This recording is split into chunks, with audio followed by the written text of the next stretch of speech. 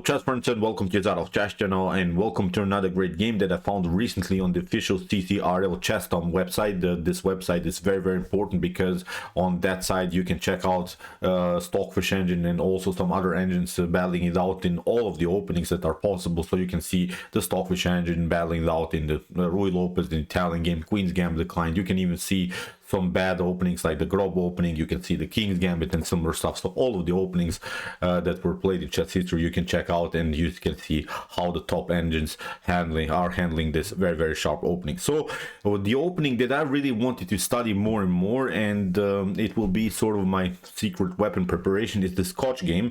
And my father teach me the Scotch game, and I really stepped back from this opening because I really didn't find it so dynamic. I really thought always that it was sort of a one-sided opening, but when I think about it harder, the positional idea, the exchange variation of the Scotch game, it's I think a brilliant opening, and I think you can use it in order to win games very easily, in order to win games very effectively. So how to study, of course, the games in particular openings, I use many times the approaches of the Stockfish engine, because Stockfish is of course evolving. Stockfish is of course a neural network based chess engine which is always trying to do new ideas, to do also some different sidelines of particular openings. So that's why I wanted to show this approach that Stockfish played now in the Scotch opening against another top engine, Arasan. I think it's really a beautiful chess game. So let's check out now the opening and also what are the novelties that were introduced to us by the Stockfish engine. So we have here e4 by Stockfish. Arasan's response was e5. So knight to f3,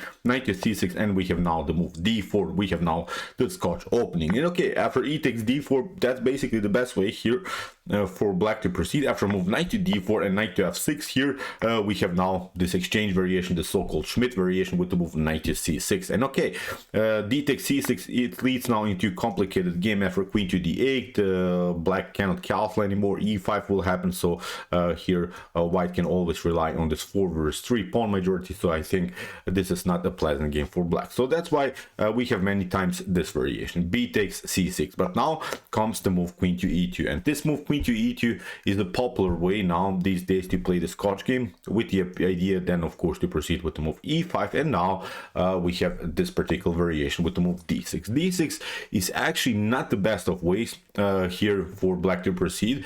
The main line would be something like bishop to b4. This move at least weakens a little bit the pawn structure with the move c3, then bishop to c5, and now after move e5, knight to d5 could happen, and then also c4 would be very dangerous. Then bishop to a6 would be also sort of a sharp line. So as I said, it will be probably the best way here from black's perspective. But the prearranged line was now the move d6, and I think this move d6 causes now many positional problems. The evaluation is still about equal, so the engine here is not saying that white is winning for sure, but it's a slightly worse continuation than this bishop to b4 line.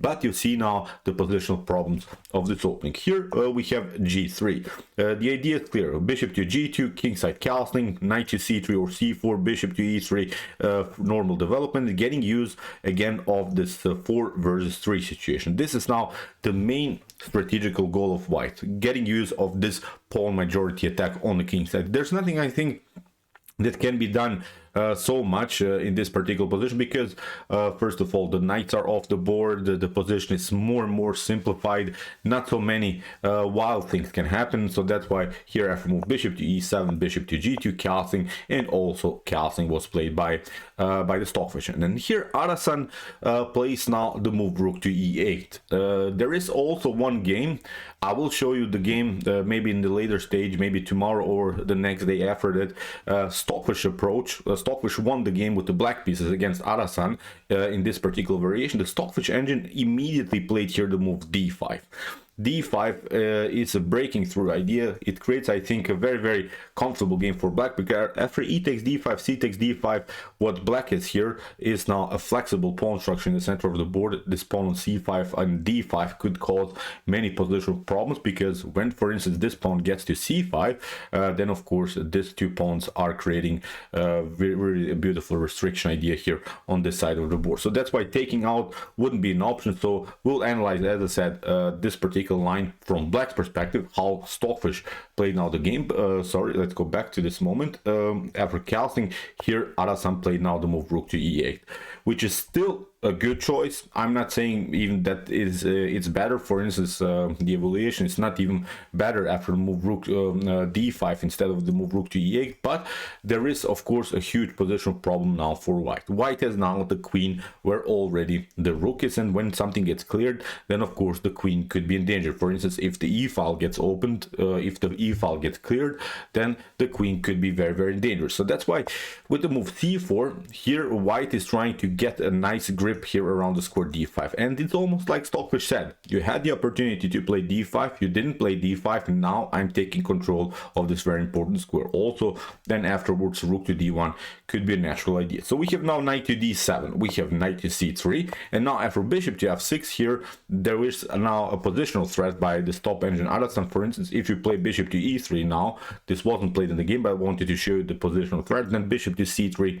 is I think a beautiful idea here for black. After b takes c3, now okay, we can say here for instance that black has a weakness on c6, but of course c4 and c3 are also huge weaknesses in white position. So this is now a comfortable game. After bishop to a6, I think black can create really nice pressure against these weaknesses. So here, as I said, after move knight to c3, here in the continuation we have bishop to f6, and now queen to c2, protecting now this knight. This e4 pawn is protected by the bishop, so now bishop to c3, queen to c3 is not getting anything here for black, because the queen is not deflected from the pawn, because still white has a protection of this pawn. So after move queen to c2, we have now a5, bishop to e3, and now knight to e5. So you see this Arasan engine is getting now more and more of these pieces here against the white king. Now bishop to g4 could be an idea, then also here to occupy the weak f3 square. Even some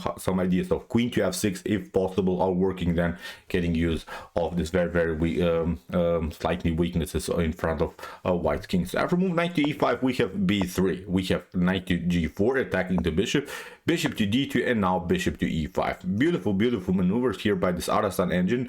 The f2 now becomes also weakness with queen to f6. Here there is now really a beautiful pressure by black. So we have now h3, knight to e5, we have king to h2, and now queen to f6. And now comes one of the critical moments of the game. I think many of us would play here simply the move f4, but f4 would be really suicide. The activity of black's pieces here, the queen is active, the knight is active, the bishop is active, this bishop is very active.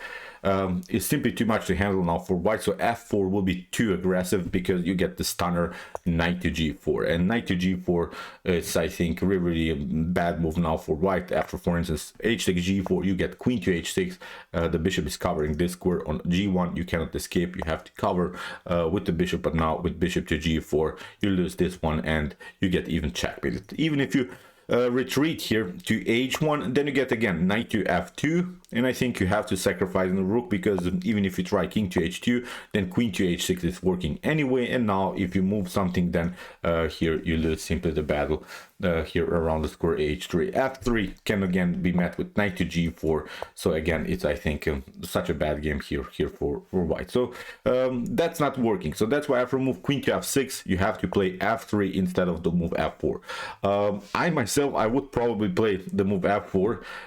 I'm not sure how many of us would even consider this move f3. f4 is so tempting, but of course the Stockfish engine calculates this kind of thing, so it's not working here immediately. So after move f3, we have a4, a rook to e1, and now a takes b3, a takes b3, and now bishop to d7. Now knight to e2, attacking the bishop, bishop to b6, and maybe pause now the video and try to see now sort of a plan here for white. It's not a plan that wins the game immediately, it's not the point about that, but find really now a plan that I think causes many positional problems for black. Make me take your time. It's a very important thing to notice here.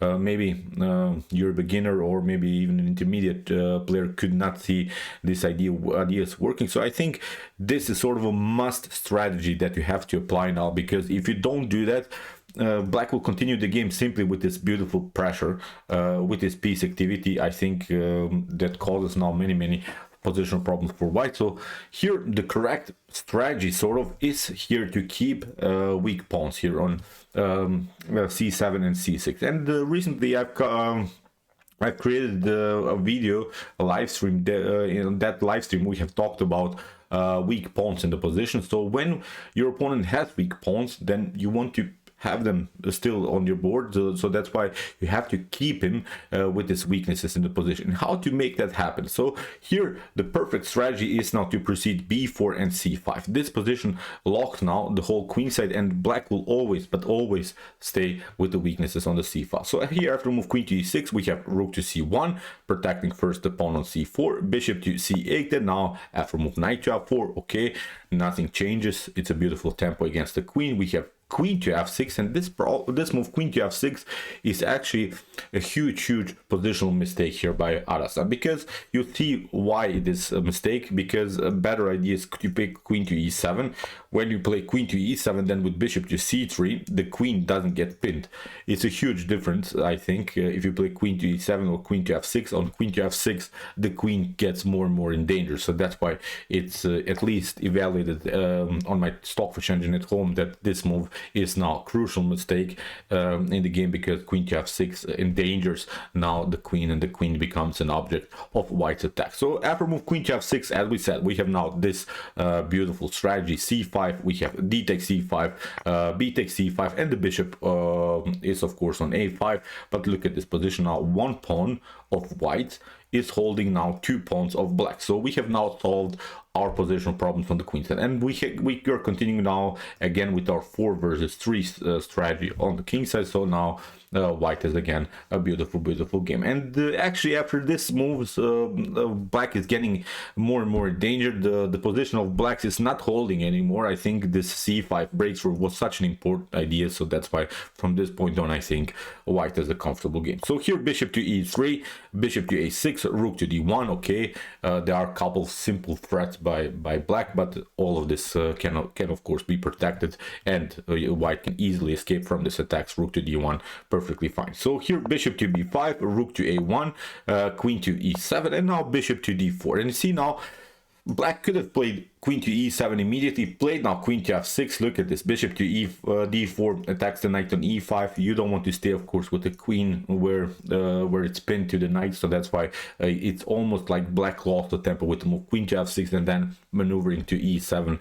This queen to e7 could have been played immediately instead of losing one important tempo. So now f6, we have h4, very important move. We have to continue our pawn majority attack. I think we can agree that that's the only way to attack this position further. Now with h5 h6 we want to split the pawns in front of black's king. Still white king can be also endangered, but I think with this 4 pawns white king is perfectly fine. It's not so endangered now with h4 h5 h6.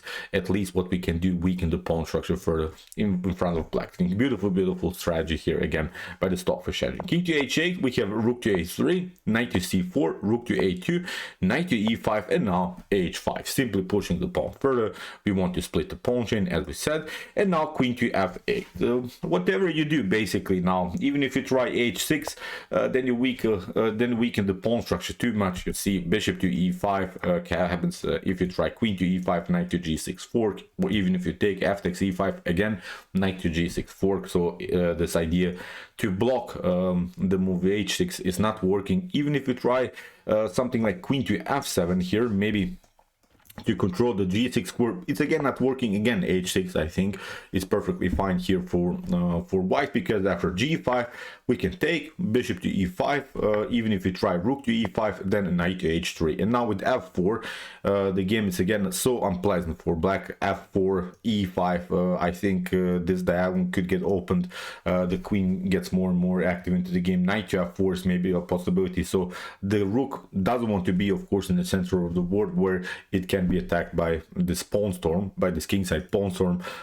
Even if you try, for instance, f takes e5, it's not even better, because again, this idea knight to h3, and you see now there are two weaknesses: the weak pawn on e5 and also the weak pawn on g5. As I said, I've talked now recently about this pawn weaknesses in the position on a live stream. We have talked about this in a session, on a live session. Here's the link of this very important lesson. I think creating weaknesses, pawn weaknesses, is so important in a chess game, so you can really study more about it.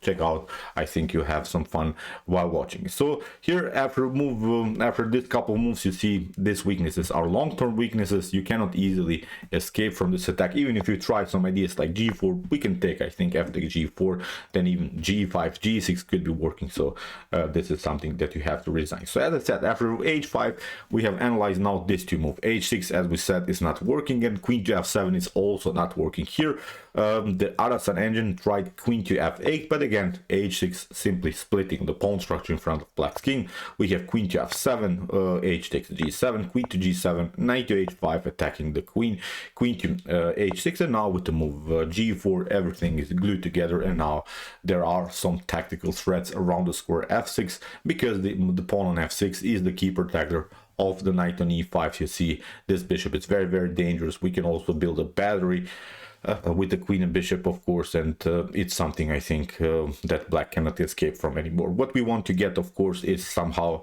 get the king out of the range of the queen, and then white has a perfect position. So here, queen to g5, now comes this idea, king to g1, we have rook to d8, queen to f2, bishop to c4, rook to a1, queen to h6, and now after move queen to b2, this Arasan engine had really enough and gave simply here the rook for a bishop. But even if you do something else, for instance, if you try some ideas, rook to b8 to attack the queen, it's not working, because still this bishop to e5 is working. If you take out, for instance, the queen, you take out the rook here, you can cover with the bishop, but now with bishop to f6, it's something that what black can resign. So queen to f6, knight takes f6, and now the bishop will be also taken. So white is continuing the game with an extra rook and with an extra piece, so it will be game over for black. So after move queen to b2, we have said rook to d4, the queen to d4, bishop to g8, and now rook to a3, bishop to d2, and here Stockfish simplify the game. Queen to d2, queen takes d2, rook to d2, rook to a3, and it seems so that black has finally defended this position, because the material is equal, but now here the 8th file attack, 8th rank attack is simply too much to handle. Knight to f6 will happen. You see, you cannot escape here with the king towards the 7th rank, because the knight is occupying this very important square. So here rook to d3, we have a rook to c8, the knight to d7, and here after king to h2, rook to h3. In this position, Arasan resigned. What's the problem? Again, we will simply play here the move rook to d8. Whatever you do, it's game over. If you protect, of course, the knight, then knight to f6 is working. You cannot take because of the pin. If you don't react, if you go with the knight somewhere, then of course knight to f6 is working. You lose the bishop on g8, then again it's game over for black. So really beautiful game. As I said, brilliant strategies by the Stockfish engine. Let's go back. So here, as we said, in this position, black had the opportunity, I think, to break through with the move d5. So Stockfish did that in the game with the black pieces against Arasan. So I will cover also the game. So Arasan versus Stockfish, where Stockfish played against the Scotch opening. So I think we'll have also beautiful game.